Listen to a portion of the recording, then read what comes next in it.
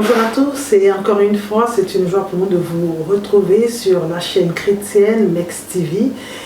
Je rappelle que c'est une chaîne qui a été conçue pour nous amener tous à nous rapprocher de notre Seigneur et surtout d'écouter des enseignements et aussi des reportages, tout ceci pour nous en tant que chrétiens et aussi évangéliser les personnes qui n'ont pas encore certainement entendu parler du Christ. Je suis encore avec les membres de l'église Grâce et Merveille de Paris et c'est la jeunesse aujourd'hui. Je suis avec Audrey, bonjour Audrey, et je suis aussi avec Victoire, bonjour Victoire. Avec vous, nous allons parler du projet Levons-nous et bâtissons, qui est donc un projet dans lequel l'Église s'est investie depuis le début de l'année en vue de construire un temple pour notre Seigneur Jésus. Nous allons commencer par la prière. Je ne sais pas qui d'entre vous veut faire la prière du démarrage. Ok. Audrey, oui, on va prier pour recommander ce moment à notre Seigneur. D'accord. Donc, merci Seigneur pour ce moment. Permets-nous, Seigneur, de pouvoir vraiment parler en ton nom. Seigneur, merci pour ce moment et vraiment accompagne-nous afin qu'on dise des bonnes choses et que ça puisse toucher quelqu'un aujourd'hui. Amen. Amen. C'est important. La Bible dit que quand une personne entend la parole et vient vers le Seigneur, c'est la joie dans le ciel. Et j'espère que ce sera le cas après cette émission. Alors, Grâce et Merveille à Paris, projet Levons-nous et bâtissons, mais bien avant, j'aimerais avoir votre avis sur les réseaux sociaux aujourd'hui qui, on va dire, enveloppent la jeunesse de façon générale, mais la jeunesse chrétienne aussi. Est-ce que vous pensez que c'est un plus ou c'est un moins pour un chrétien d'être, on va dire, addict ou peut-être pas des réseaux sociaux? Je pense que c'est un plus et un moins. Parce que quand tu es sur les réseaux sociaux, tu peux apprendre beaucoup des pasteurs, des personnes qui sont vraiment en Christ. Voilà.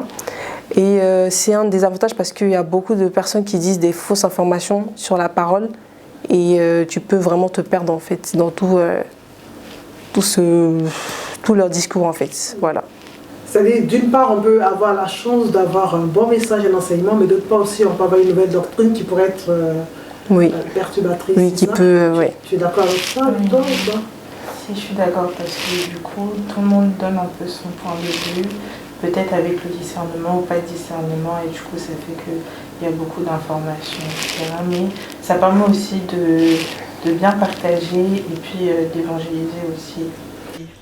Mais vous, comment vous utilisez positivement les réseaux sociaux en tant que chrétienne? En faisant des vidéos, par exemple, sur un verset, ou en partageant la parole, ou par exemple, par rapport aux musiques, donner toutes les musiques qu'on connaît, les musiques chrétiennes, pour que si une personne tombe sur la vidéo, elle puisse écouter la musique, que ça puisse l'édifier, par exemple. Et toi, Audrey? Pareil. J'essaie de tirer le bon en tout cas de tout ce que je regarde comme vidéo et de le repartager en fait avec des amis, des personnes qui ne connaissent pas le Christ et voilà. Non, toi, qu'est-ce que tu fais concrètement quand tu es sur les réseaux sociaux qui pourrait être un impact positif pour la jeunesse chrétienne ou même pour une personne que ce soit qui est de l'autre côté de la caméra? Qu'est-ce que tu fais en fait? Qu'est-ce que je fais pour l'aider? Comment tu évangélises avec la... Voilà, on va dire simplement comment tu utilises les réseaux sociaux pour évangéliser? Tout simplement, je fais des vidéos avec la parole. Voilà, j'essaie beaucoup de me renseigner après l'église en fait de tout ce qui est en rapport avec tout ce qui est en rapport avec la parole, et puis tu crées des petites séquences de vidéos. Voilà, de vidéos pour les encourager à suivre le Christ. À suivre le Christ. Et ça marche bien, tu as des retours ou pas? Oui, quand même, oui, il y a des personnes qui sont contentes quand je les encourage, parce que des fois ils sont dans la dépression, ou soit ils se sentent pas bien dans leur vie, donc j'essaye vraiment de leur apporter du réconfort avec la parole. Et ça marche bien? Oui. Vous avez eu déjà des retours, c'est-à-dire des personnes qui vous ont dit à travers vos vidéos, ont pu donc soit se reconnecter au Christ, parce qu'il y a des moments où on est vraiment fatigué, on a envie de tout abandonner et tout. Est-ce que vous pensez une fois, même une seule personne, à travers vos vidéos ou vos messages que vous avez diffusés, ces personnes ont pu se reconnecter avec le Christ? Ça vous est déjà arrivé ou pas? Oui. Je ne sais pas si vous voulez des exemples. Oui, exemple, oui, un petit témoignage. C'est bien. En fait, il y avait une musulmane, donc je me rappelle d'une musulmane en fait qui était sur Snap, donc je la connaissais pas du tout, mais je l'avais ajoutée. Et bon, je partageais un peu des vidéos chrétiennes en fait sur mon compte Snap. Et ça l'a touchée et elle a commencé à me poser beaucoup de questions par rapport à ma foi, par rapport à ce que je vivais. Et bah, ça l'a aidé en tout cas à pouvoir faire un choix, se décider à choisir Christ. Et maintenant elle fait partie d'une église, mais pas la mienne. C'est très intéressant au moment c'est un beau témoignage. Et toi, Victoire? J'avais apparu sur Snap, j'avais discuté avec une fille. Elle aussi était d'une autre église, mais comme on était un peu nous deux, on va dire en baisse de foi, on a pu rediscuter, lire la parole ensemble, avoir des temps de prière ensemble et au final... Ça vous a...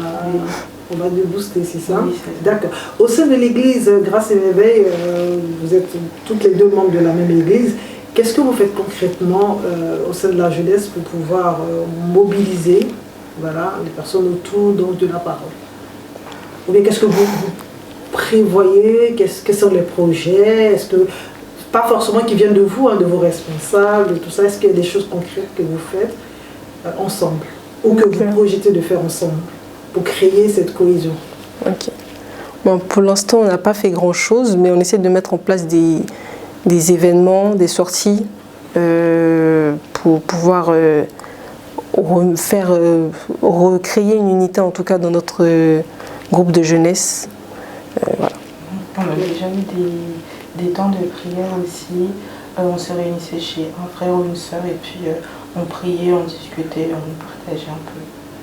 Est-ce que vous faites des sorties, vous êtes jeune, ne me dites pas que vous êtes là, prière, manger, non, mais soyons réalistes. C'est pas parce qu'il y a des caméras. Vous êtes jeune, il y a le cinéma, il y a des sorties. Qu'est-ce que vous faites concrètement? Si vous invitez une personne en disant, venez, on va prier, on va manger. Une fois, oui. Deux fois, oui. Après. On essaie de garder le contact. On essaie de garder le contact avec la personne, lui envoyer des messages. Après, dans la semaine, pour essayer de garder un lien, une fraternité, voilà. Il n'y a pas plus percutant que ça ou pas? Si, des fois. Quel genre? Au bowling par exemple. C'est déjà arrivé? Oui. D'accord, et c'était très convivial, c'était que les membres de l'église, vous avez associé d'autres églises ou pas? C'était d'abord entre vous? En vrai, oui, entre nous, pour essayer de se connaître. D'abord. Voilà. D'accord, aujourd'hui votre église est dans un projet, Vivons-nous et bâtissons. Donc, construire un temple pour notre Seigneur. Est-ce que vous adhérez à cette idée-là? Oui. Si oui, pourquoi? Parce qu'il faut qu'on ait un lieu de culte où on ne va pas être pressé en fait par le temps ou par les personnes qui doivent faire le culte après nous. On veut un lieu aussi pour apprendre la parole et pouvoir vraiment avoir du temps pour la jeunesse, pour les gens qui viennent d'arriver dans l'église, qui puissent grandir spirituellement aussi. Et toi, pareil, avoir un temps surtout à la fin du culte pour éviter qu'on puisse vite rentrer chez soi, rester et puis discuter. D'accord, donc si j'ai bien compris ce projet, c'est une invitation pour non seulement les chrétiens de l'église Grâce et Merveille, mais pour tous les chrétiens qui aujourd'hui entendront certainement parler donc, de ce projet-là et qui sont donc invités à investir dans ce projet. Ces personnes-là qui ne sont pas de l'église Grâce et Merveille, est-ce que vous pouvez regarder votre caméra, leur parler du bienfait de pouvoir investir dans un tel projet et puis aussi ce qu'on pourrait, je ne dirais pas gagner, mais qu'est-ce que ça apporterait à une personne de pouvoir réellement s'y impliquer? Regardez votre caméra, je vais commencer par Victoire. Je pense que... Oui, je pense que c'est bien que ces personnes-là puissent s'investir, même si elles ne sont pas de l'église. Oui, je pense que c'est bien pour ces personnes-là de s'investir, même si elles ne sont pas de l'église, parce que c'est toujours bien de... Enfin, ça fait avancer l'œuvre de Dieu. Ça permet que, peu importe l'église, ça permet de, on va dire... de créer, par exemple... oui, de...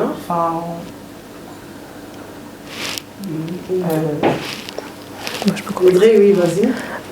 Ça va nous permettre en fait de pouvoir créer un lien dans notre famille, dans notre famille Grâce et Merveille. Et aider, en fait, ça va vraiment vous aussi vous bénir.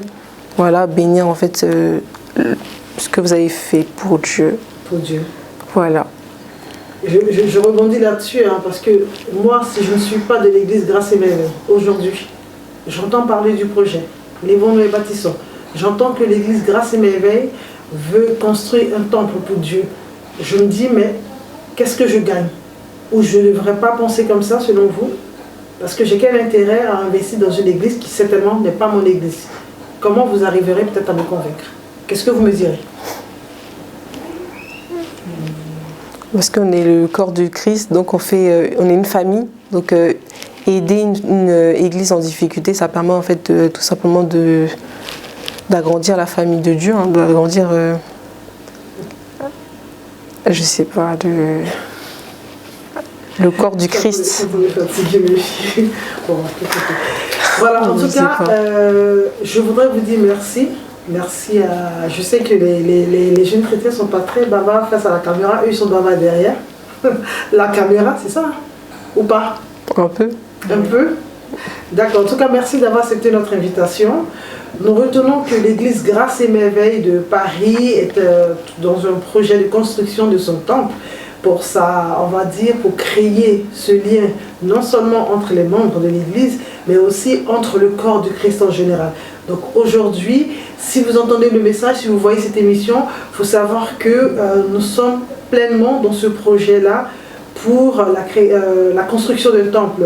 Vous pouvez investir, quel que soit ce que Dieu vous met à cœur, que ce soit 10 €, 20 €, 100 €, 1000 €, quel que soit ce que Dieu vous met à cœur, c'est bon d'investir pour Dieu, pas pour une personne, pas pour Grâce et Merveille, pas pour le pasteur Issouf Kamara, pas pour qui que ce soit, mais pour Dieu. Pour que le corps du Christ ait un lieu stable pour se rassembler, pour prier, pour méditer. Et je vous dis, vous êtes invités, bien sûr, à nous rejoindre. Nous vous invitons à nous rejoindre au 79 rue de la République pour prier ensemble et ensemble créer cette force-là qui pourrait nous amener à aller de l'avant. Merci Audrey. Merci. Merci Victoire, c'est pas évident. Que Dieu vous bénisse et que votre foi soit protégée, quoi qu'il arrive dans ce monde-là. Amen. Amen. Donc je vous invite à nous rejoindre à l'église 79 rue de la République à Bobigny. L'église Grâce et Merveille, le culte c'est de 14 h à 16 h 30. On sera très heureux de vous revoir et partager cet instant avec vous. Merci de vous investir dans ce projet. Où que vous soyez, vous pouvez faire les dons à travers donc Western Union, peu importe le pays où vous allez recevoir ce message, ce serait le bienvenu pour le corps du Christ. Recevez d'avance la bénédiction de notre Seigneur Jésus-Christ. Je vous retrouve très prochainement sur Mex TV. Soyez bénis et à très vite. Au revoir.